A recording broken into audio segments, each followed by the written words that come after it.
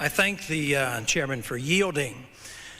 I agree certainly with the sharp criticism about against the government and the leaders of Iraq. I do disagree with what we're trying to do here. Not because it's not well motivated, but I don't see that we have the authority to all of a sudden impose our system of justice across the entire world. I do not think it's effective. I think it drums up more anti-American hostility more than it achieves justice. But there's a bit of inconsistency here. Earlier it was mentioned that it is not only the Iraqis that abuse the Kurds, the Turks do it as well. Why aren't the Turks included in this? Why don't we pull them, call them out and put them on the carpet and demand justice from the Turks? But they happen to be our allies. At the same time, we ignore other major problems. I mean, what did we do with China? China, the leaders of China came here, they got a red carpet and a promise of more money. But how did they treat their people?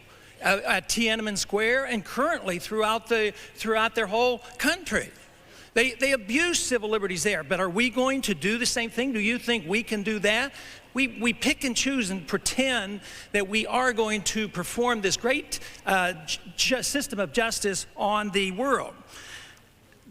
Indonesia today, they're getting bailed out by the American taxpayer to the tune of tens of billions of dollars. They mistreat, in a serious manner, the people in East Timor. But here we decide that all of a sudden that we are going to, through the United Nations, expose the American taxpayer, expose young American soldiers, because how are we going to enforce these things? And where do we get this authority to be the policeman of the world? In 1 second, if I could. I do not believe we have this authority. I believe it's detrimental overall to our national security. I believe it's a threat to the American people, indirectly in many ways to the taxpayer. So I object generally to so many of these amendments, so well intended. I do not disagree with the challenges, the charges made against Iraq and the leadership. I strongly criticize the approach to trying to solve this very serious problem, and I yield. First of all, would the gentleman suggest that there isn't a relationship between freedom and peace? Pardon me? There's no, your speech is predicated on the idea that there's no relationship between freedom and peace.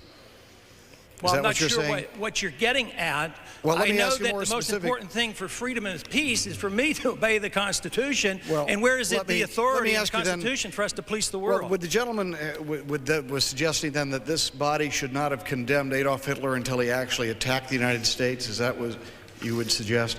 Is that your foreign policy? I think that is in the debate on the floor right now. Well, I think the debate here... we have an Adolf Hitler in the Gulf who's caused... I think when our national security is threatened, the American people have a right to vote through their congressman for a declaration of war. This is the kind of thing that leads to Vietnam War type wars and UN sanctions. This is the kind of thing that leads to Koreas, Vietnam, and useless wars. This is why we did not win the war in the Persian Gulf and why we're still facing with this problem. So short of a declaration of war, you don't think the United States government should do anything about tyranny? I believe in the responsibility of this U.S. Congress to assume that they are the ones who declare war in a proper manner. I'm pleased to yield the gentleman an additional minute. Thank you. The gentleman is recognized for an additional minute.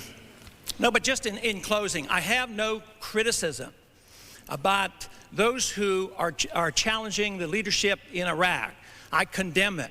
I challenge, though, the technique that we're using, the process that we're using. I do not believe we have the authority, and long term it's not effective, and it's totally inconsistent when we're dealing with China. These token resolutions that we dealt with in China will have nothing to do with solving the problem. At the same time, we give them more money. We give the Turks more money. We give China more money. We give Indonesia more money, and they're all in the process of abusing civil liberties. I just think that we have conveniently picked a whipping horse and we're pretending that we're doing some good. And I yield back. The gentleman yields back.